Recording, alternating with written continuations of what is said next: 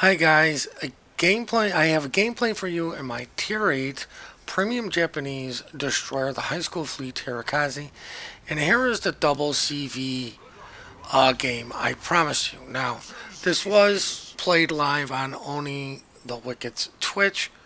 Let me guess. The link for that is in the description. Well, yes, you are correct. But more importantly, this was taken day one of the patch.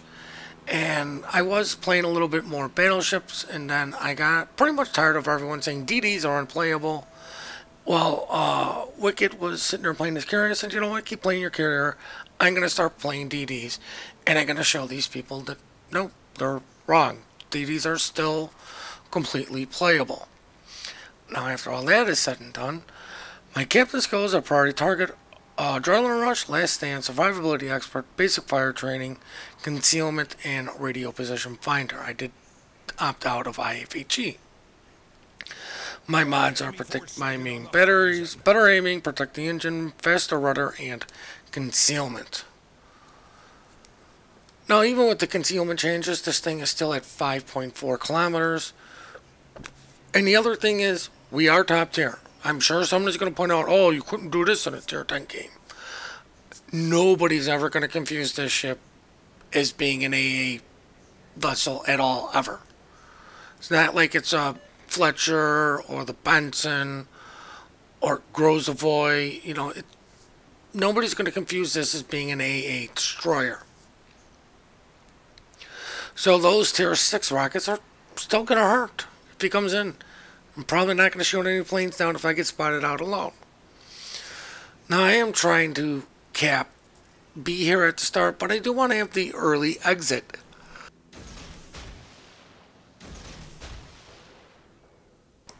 I don't want to get stuck behind the island. I'm like, you know what?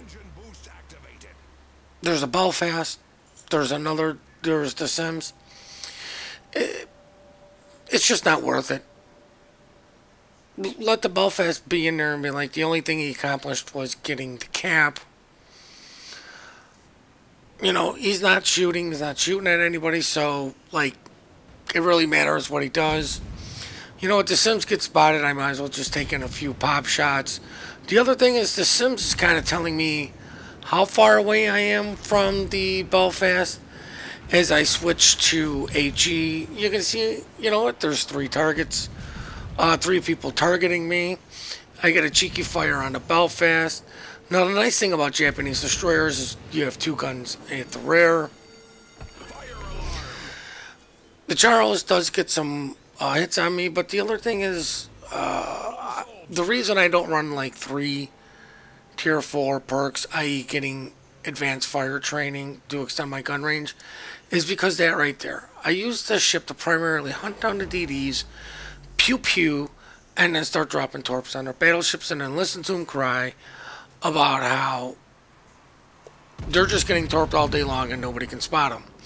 Now, as you can hear, there is the Massachusetts bug. If you did not know, there's a bug in a game that whenever a Massachusetts shoots, you will hear it. But considering we had to bail on B, might as well go A.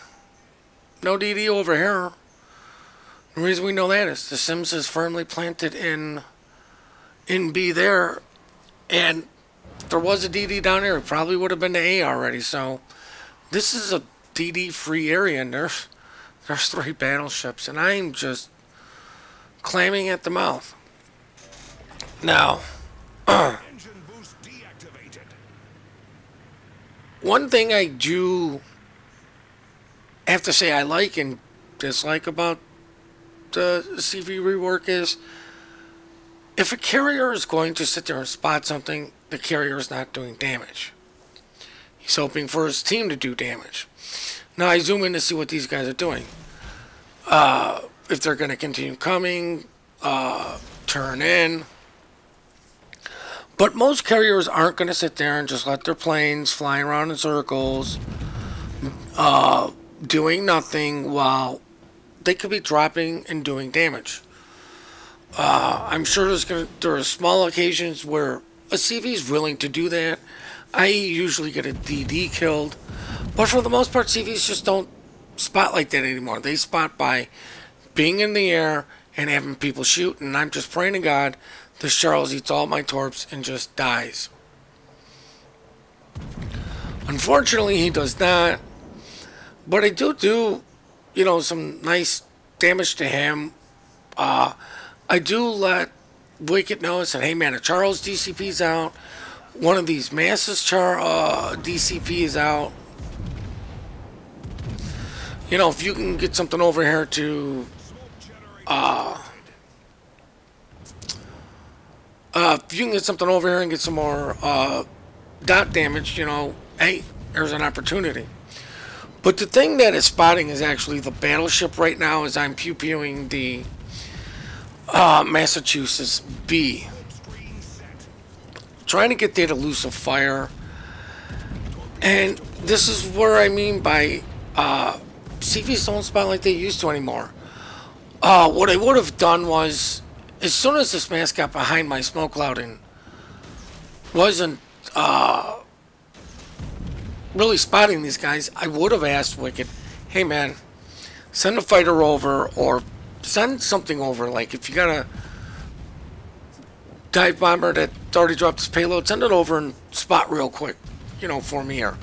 Can you keep these guys spotted for me? I would have asked them to keep these guys spotted while he still had the ability to go do things. And like I said, I'm just sitting here in smoke, pew-pewing, burning down this poor Massachusetts. And I know there's going to be a ton of people going, if you still had IFHE on, you'd be doing more damage. Yes, probably, but this is one of those rare games where you are top tier. Most of the time, we do see tier 10s, and guess what? My torps are as long as their radar. My gun range, I have to be within 90% of the ship's radar. IFHE for me just isn't worth it. Now, as you can see, I've gotten 6 torp hits. The enemy carriers, for whatever, I've been kind of ignoring down here. And I can't force carriers to go anywhere. I can't force carriers to do anything. I can't force really anybody in the enemy team to do stuff. But I do believe one of the carriers is going to get a little bit more active. And man, that Charles, like, please, somebody shoot him. And that's what I mean by, like, I would have been begging him, like, Wicked, get a plane over him. Let somebody shoot him. And our div mate probably would have been shooting at him just to get him out of the game, because I'm calling out. Like, dude, look at that Charles. He's so low. Now I'm taking a lead. The battleships are behind me. The only way these guys are going to be spotted when I smoke up is if somebody shoots. I'm still trying to defend this cap. And you know what? I'm going to smoke up here. I'm going to take the chance. See what stays spotted and just shoot it. Trying to deal with the low health mass. In all honesty, I really would have liked to have dealt with the Charles, because hindsight is always 20/20. But I do believe the way that this guy's being spotted is through the carrier from the other side. Because this gentleman did spot. I would have seen him anyways because of the gun bloom spotting. But I mean, like I said, this is the difference. Before I would have asked them to keep this guy spotted. Now I have to rely on other sources to keep this guy spotted. As I do manage to get a torp hit on something. Enemy battleship destroyed. But there goes the Fuso out of sight. Now, for whatever reason, because our battleships didn't want to be up here, the only way these guys are spotted is when they shoot or somebody else detects them from a different angle. I really just don't know why. Why our battleships didn't want to be up, because what's about to happen probably wouldn't have happened, but spoiler, I forget where the Charles is. I forget there's a Charles there. And I'm like, what the hell are torpedoes coming in for? And I eat a torp, and now I'm not in a really good spot. Problem solved, sir. And I just have to get out of Dodge. Like, the second a carrier even comes over and spots me, I'm probably good as dead. And you can see there's a carrier over here trying to kill one of these masses. I'm in a situation where I have to run. You know, I can't afford to be seen. Like, if I'm seen, I might as well just shoot the guns, because I'm as good as dead. And I'm paying attention to where those torp planes are, and like realize I'm like, great, I'm spotted. I'm as good as dead. Well, I might as well try to kill the guy who got me killed. And you know, unfortunately, you know what? Because I forgot what was going on. Thank God, my division mate finally killed him. But because I got complacent on, you know, just sitting in that smoke, nothing was harming me. That Charles got some lucky, educated guest torpedoes on me. But like I said, you know, if it was the old carriers, I would have asked ours, hey man, please, spot. The other thing is, it wouldn't have been a double carrier game. It would only be a single carrier game. As you can see, these guys now have full control of A, and I'm partly to blame of it because I completely forgot there was a Charles in the area. My fault.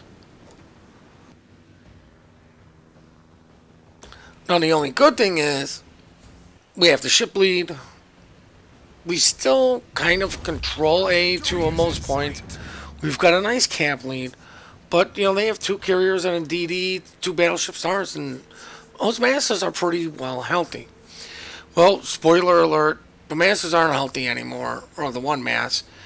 And, of course, we're playing with Wicked and Omar, 2 Unicum players who don't have a problem mopping up and finishing kills and making sure, securing the win, I guess, would be the proper way to say it.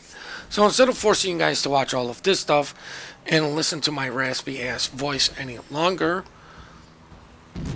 DDs are fine. They will be fine. This is what I was trying to say in the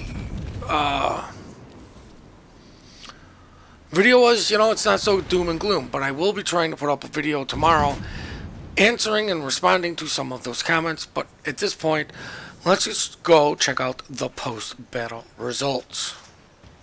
Now, I really do hope you guys enjoyed this replay. Now, while I was top tier and there was no tier 10 carrier, you know, all this doom and gloom is kind of, you know, all this knee-jerk reaction stuff. Remember, RPF was going to be the end-all to DDs. The Asashio was going to quit battleship gameplay. Conquerors or British battleships were just going to rule the world. Like, everybody in their knee-jerk reactions just, you know, once in a while we just actually need to stop and just step back. Now, while there might not have been a tier 10 carrier in the game, I still played the game the way I normally would. Just avoid him. Do the best you can to avoid him. If he's coming after you, get to a friendly. Combine your AA. AA bubbles still work. And on that note, guys, we do appreciate all the support you do give us. We do appreciate the replays you send into us. The email for that is in the description down below. Please remember to compliment good teamwork, good team play. We are quick to report, slow to compliment. Haha, I got it in Griefer. Please remember to always panic spotter playing. Love you too, bongs. And with those final words, please hit the like and subscribe button and have yourselves one heck of a great day.